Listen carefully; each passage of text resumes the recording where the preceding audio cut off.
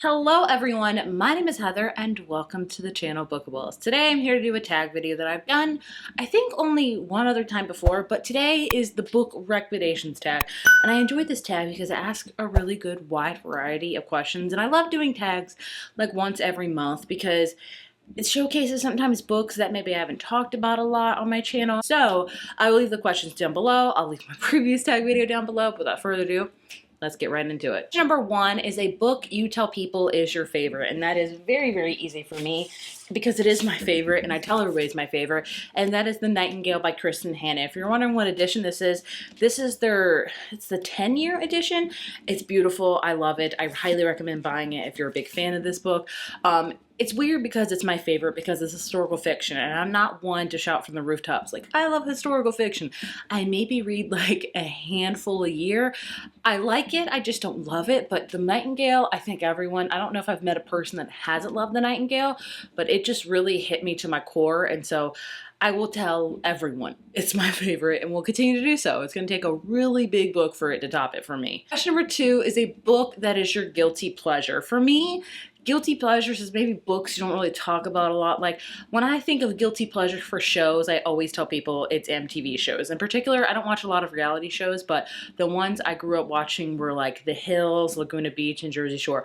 Those are like my three guilty pleasure shows that I know they're not good. I like them, okay? So when I think about books like that, I think of kind of like steamier books. That's not to say they're not good or anything. They are. It's just not, I think, you know, ones that you talk about a ton. But for me, I would have to say Deep End by Ali Hazelwood. I don't really know what classifies as a guilty pleasure book. I mean, you can even do Harry Potter, really, because that was growing up with guilty pleasure. I don't know. What really, that doesn't make steamy books bad at all. It doesn't make really regal books bad at all. What counts as a guilty pleasure?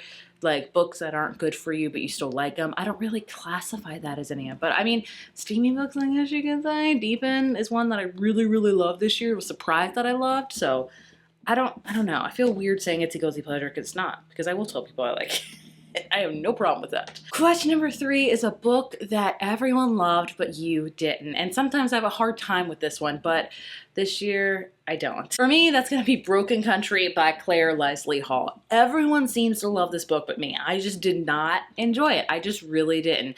I thought the writing was really good, the story overall was good, it was a little bit slow, and it does feature a love triangle of infidelity, which I was not a fan of. Like, I don't think it romanticized it, but I don't like how much it focused on it. I just was not a big fan of it. I don't know why. I don't like this book. That's just me. Everyone else loves it, and if you do love it, I'm happy for you. I'm so glad you loved it. I just sadly didn't, and that is how the cookie crumbles sometimes, my friend, so we're gonna move on. You read the fastest. That's so funny.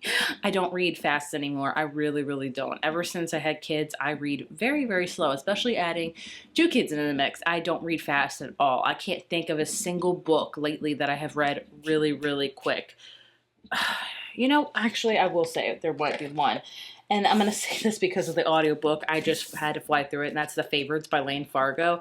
It's not lengthy, it's a regular length book, but for some reason I flew through it. The audiobook was amazing, and I was just like listening to it every chance I could. So I guess you can constitute this as like a fast read, which for me, honestly, if I read a book in like 3 or 4 days, even a week, if it's an audiobook, that's fast for me. And I know a lot of people might disagree, but for me, that's fast.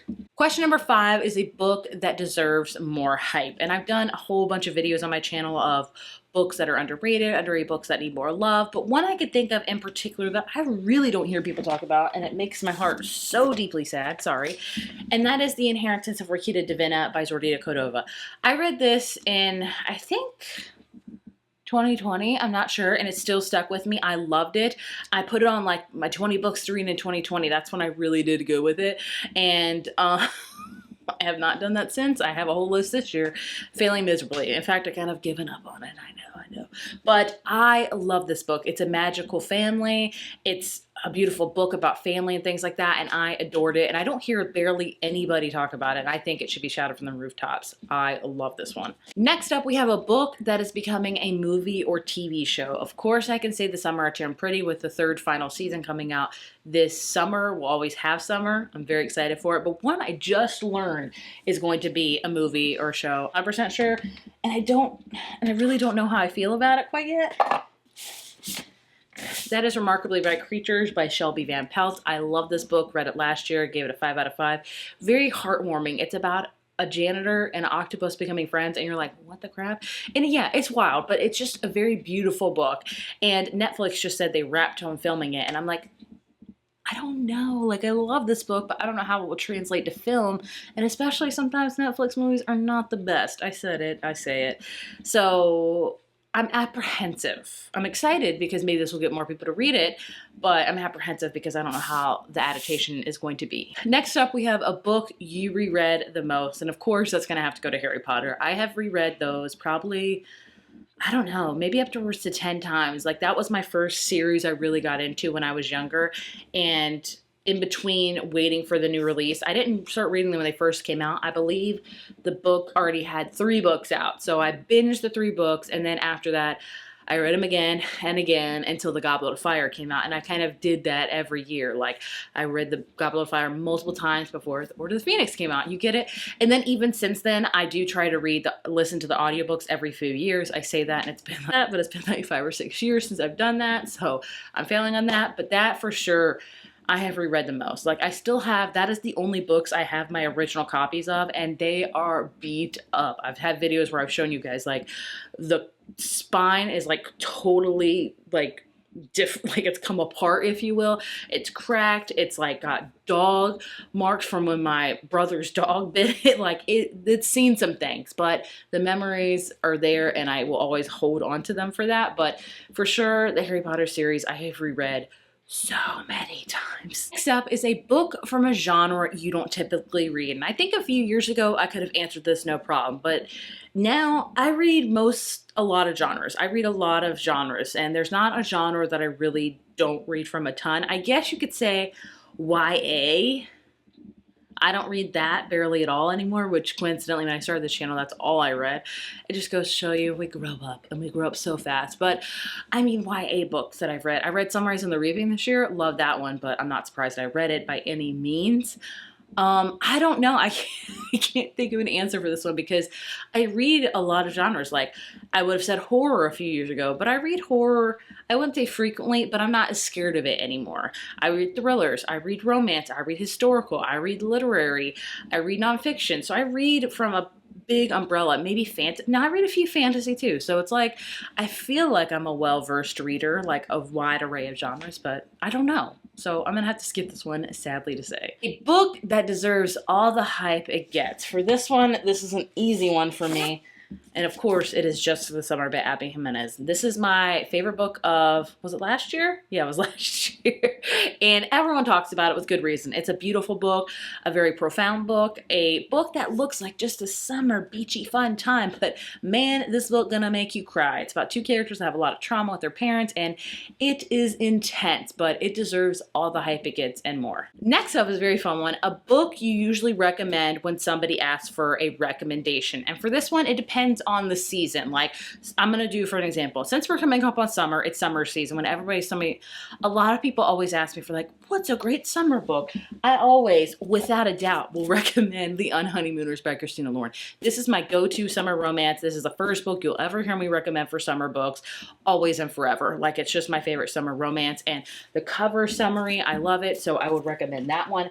Also, I would have to say for different ones, I would say Wild Dark Shore would be one I'd recommend for people that want something different out of the scope of, like, kind of literary fiction, but about also nature and the world and a family mystery. I would recommend that one when somebody asks me.